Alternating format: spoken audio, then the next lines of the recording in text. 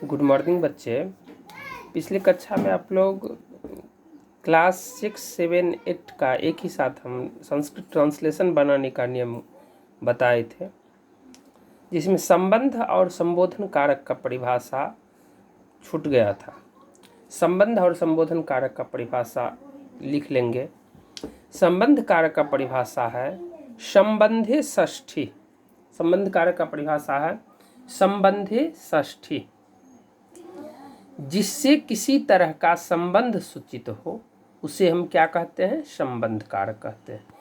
जैसे रामस्य अश्वः तत्र अस्ति, राम का घोड़ा वहाँ है, तो अश्वः का संबंध है राम से, इसलिए रामस्य क्या हो गया?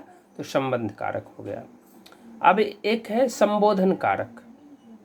संबोधन कारक में है, जिसका संस्कृत में परिभाषा है संबोधने प्रथमा, अर्थात जिससे किसी को पुकारने का भाव सूचित हो उसे हम संबोधन कारक कहते हैं।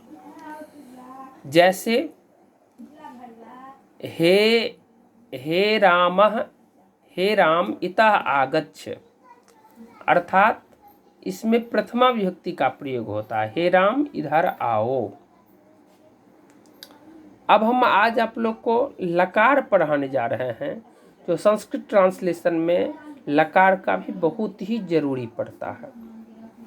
जरा लकार देख लेंगे आप लोग, लिखे हुए हैं हम कॉपी पे, बोर्ड नहीं है मेरे पास, कॉपी पे लिखे हुए, उसको आप लोग देख लेंगे।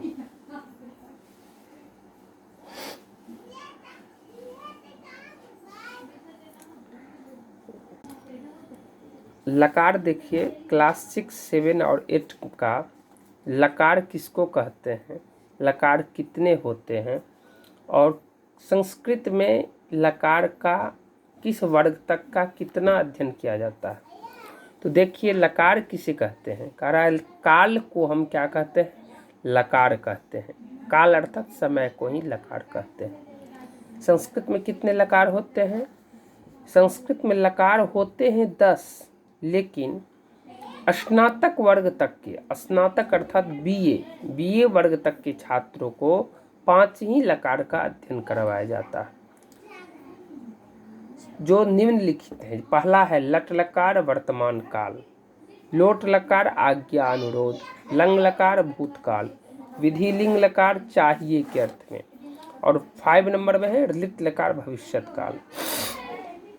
अब देखिए लट लकार किसे कहते हैं? जो समय बीत रहा है, जो समय बीत रहा है उसे हम क्या कहते हैं? वर्तमान काल अर्थात लट लकार कहते हैं। जैसे सह पठति, मोहनः धावति।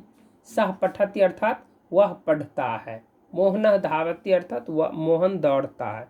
ये सब वर्तमान काल में इसका प्रयोग हो रहा है। अब है लोट लकार। लोट लकार में देखिए, लोट लकार का प्रयोग आज्ञा, अनुरोध, प्रश्न, आशीर्वाद इत्यादि अर्थों में किया जाता है।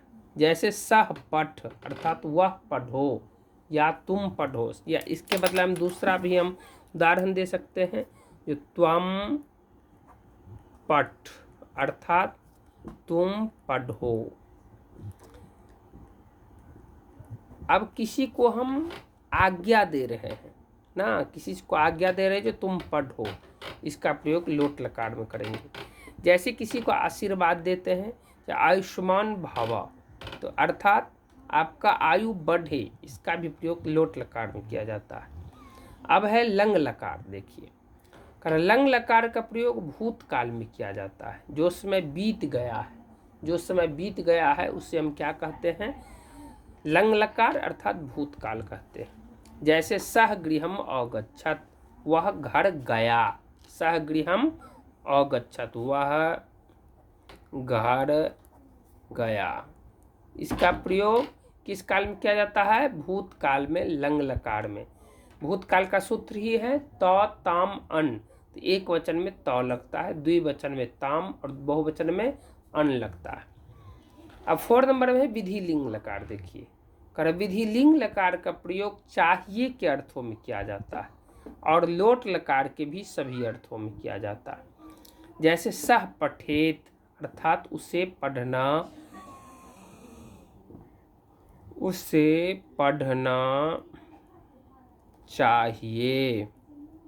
अब ये ट्रांसलेशन आपको दे देगा, कहेगा इसका किस लकार में प्रयोग होता है, विधिलिंग लकार का। विधिलिंग लकार का सूत्र है एत एताम एयुः, एह एतम एत, एयम एव एम। तो एत यहाँ पर पठेत है, पठ जोड़ एत, पठ धातु हो गया, एत इसका क्या हो गया, तो सूत्र हो गया, अर्थात उसे पढ़ना चाहिए। लास्ट में है ऋलिट लकार। अब देखिए ऋलिट लकार का प्रयोग भविष्यत काल में किया जाता है। जैसे जो समय आने वाला है उसे हम क्या कहेंगे, ऋलिट लकार अर्थात भविष्यत काल कहते हैं। जैसे सह पठिष्यति, वह पढ़ेगा। ठीक है, इतना को लकार को देख लीजिए। अब ट्रांसलेशन क्या कैसे बनाएंगे, उसको ट्रांसलेशन के लिए आप लोग को हम एक बार समझा देते हैं। जैसे पहला रहेगा जो वह आता है, क्या रहेगा, वह आता है। श्याम घर से विद्यालय जाता है। अब देखिए वह आता है, वह का संस्कृत क्या होता है, तो शह। तो यहाँ पर लिखेंगे शह।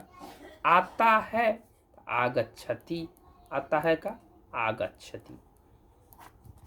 गम धातु हो गया, आ उपसर्ग पूर्वक ती, इसका सूत्र लग गया। श्याम घर से विद्यालय जाता है, श्यामः।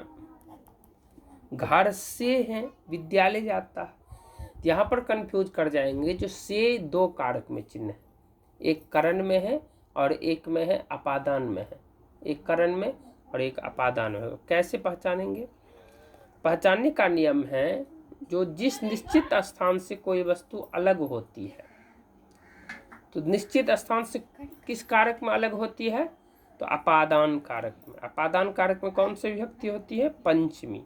पंचमी का एक वचन बालक शब्द रूप में देखेंगे, बालकात होता है।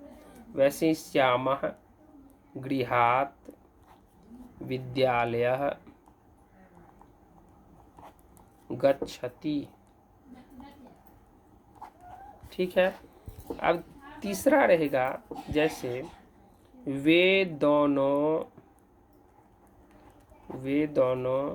पढ़ेगा, वे दोनों पढ़ेगा। अब इसका कैसे बनेंगे ट्रांसलेशन, वे दोनों पढ़ेगा अर्थात किस काल हो गया, तो भविष्यत काल, ऋलित लकार हो गया, भविष्यत काल में इसका देखेंगे। इसका सूत्र क्या है, तो सयति सयतः सयंती। तो हम पहले जान लेंगे कि वे दोनों का संस्कृत क्या होता है। तो वे दोनों का संस्कृत होता है तौ, वह का सह, वे दोनों का तौ और वे लोग का ते। तौ पढ़ेगा है, तो सयति सयतः, सयतः सूत्र लग गया, तो तौ पठिष्यतः, तौ पठिष्यतः। 4 नंबर में जैसे रहेगा, जो तुम्हारा क्या नाम है, तुम्हारा क्या नाम है। तो तुम्हारा का संस्कृत होता है तब किम नाम अस्ति, है का क्या होता है संस्कृत, अस्ति। ठीक है, इतना है आज। आप लोग कारक का जितने भी है परिभाषा, 8 कारक का परिभाषा याद कर लेंगे अच्छा से। ट्रांसलेशन बनाने के लिए क्या क्या जरूरी है, तो कारक का परिभाषा, कारक का चिन्ह, बालक शब्द रूप, लकार प्रकरण। इतना आप लोग अच्छा से देख लेंगे। अगली कक्षा में फिर आप लोग को हम ट्रांसलेशन बनाने का एक अलग तरीका सिखाएंगे।